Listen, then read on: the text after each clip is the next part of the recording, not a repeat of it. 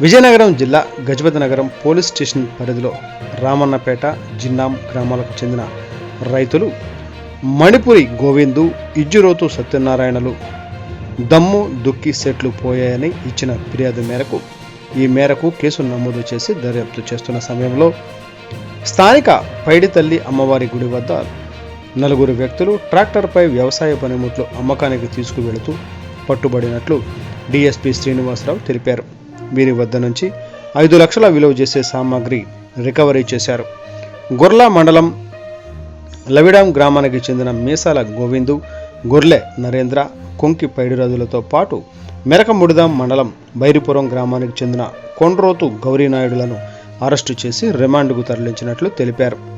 దొంగలను సకాలంలో పట్టుకున్న Gajapathi Nagaram CI NV Prabhakar, SI U మహేష్లను డీఎస్పీ అభినందించారు. Today TV staff reporter S Shankar, Vizianagaram జిల్లా. ఆయన తన తాలూకా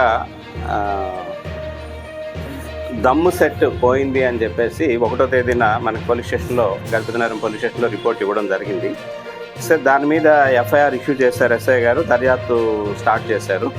అట్లాగే నిన్న ఇజ్జురోతు సత్యనారాయణ అని చెప్పేసి జిన్నాం విలేజ్, ఆయన కూడా దుక్కి సెట్ ఒకటి పోయింది అని చెప్పేసి రిపోర్ట్ ఇవ్వడం జరిగింది. ఈ 2 కూడా ఎస్ఐ గారు దర్యాప్తు స్టార్ట్ చేసి ఇన్ఫర్మేషన్ అంతా సెక్యూర్ చేయడం జరిగింది. ఆ దర్యాప్తులో భాగంగా ఈ రోజున రాబడిన సమాచారం మేరకు ఎస్ఐ గారు, సిబ్బంది వీళ్ళంతా కూడాను మన గజపతి నగరం పైడితల్లమ్మ టెంపుల్ దగ్గర ఒక బొలెరో వ్యాన్లోని ఈ ప్రాపర్టీని 2 దుక్కి సెట్టు, దమ్ము సెట్టు ఇవి తీసుకొని వెళ్తున్న 4 ముద్దాయిల్ని కూడా అరెస్ట్ చేయడం జరిగింది. వీళ్ళు మీసాల గోవిందు, ఈంది లవిడాం విలేజ్ అండి, గుర్ల మండలం. అలాగే కొండ్రోతు గౌర్నాయుడు, ఈంది మెరకముడిదాం మండలం, బైరిపురం విలేజ్ అండి. వీళ్ళిద్దరు కూడా రిలేటివ్స్ వీళ్ళిద్దరూ. అలాగే వీళ్ళకి సహకరించిన వాళ్ళు గొర్ల నరేంద్ర, కొంకి పైడిరాజు, వీళ్ళిద్దరిది కూడా లవిడాం విలేజే, గుర్ల మండలం.